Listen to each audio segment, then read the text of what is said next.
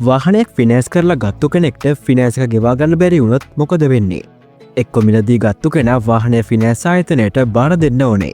නැත්නම් ෆිනෑස් ආයතනය විසින් වාහනය සීස් කරනවා. ඊට පස්සේ මොකද වෙන්න කියලා දැනගෙන හිටියද. ඊට පස්ස ෆිනෑස් ආයතනය වාහනය සීස් කරලා ඔවුන්ගේ අලාභය රිකවරි කරගන්නවා.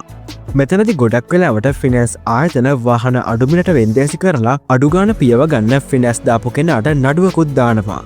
ඉතින් මෙන්න මෙතන ඔයාට සුපිරි ව්‍යාපාරික අවස්ථාවක් තියෙනවා. ඔයාට පුළුවන් මේ ෆිනෑස් ඇරියස් වාහන හිමිකරුවන්ගෙන මිලදීගෙන නැවත විකුණන්න. ඉතින් වාහනෙත් දීලා තව මුදල් ගෙවනවට වඩා වාහන හිමිකරුවන්ටලා බයි වාහනේ ඔයාට දීලා මේකෙන් ගැලවෙන එක. ඔයාට අවශ්‍ය නම් වාහන හිමිකරුවන්ටත් කුඩා මුදලක් ලබා දෙන්න පුළුවන්. මේ බිස්නසයක් කරන්න පුළුවන් ක්‍රම දෙකක් තියෙනවා. පළවෙනි ක්‍රමය තමයි ඇරියස් වන වාහනේ සම්පූර්ණ මුදල ගෙවා ඔබේනවට මිලදීගෙන නැවත විකිණීම. මෙතනදි වාහනය රෙපයා කරලා පේන්ට අලුතින් කරලා ඉහළමිලකට විකුණන්නත් පුළුවන්. දෙවනි ක්‍රමේ තමයි වාහනේ ෆිනෑසක එක්කම ඔබේ නමට පවරගෙන ඇරියසක විතරක් ගෙවලා ෆිනෑසක එක්කම විකුණන එක. ඉතින් මෙතනදී ඇටෝනි ක්‍රමයට නැතුව ෆිනෑසක මගින්ම වාහනේ පැවරීමෙන් නීතිමය ගැටලු මගහරවා ගන්න පුළුවන්.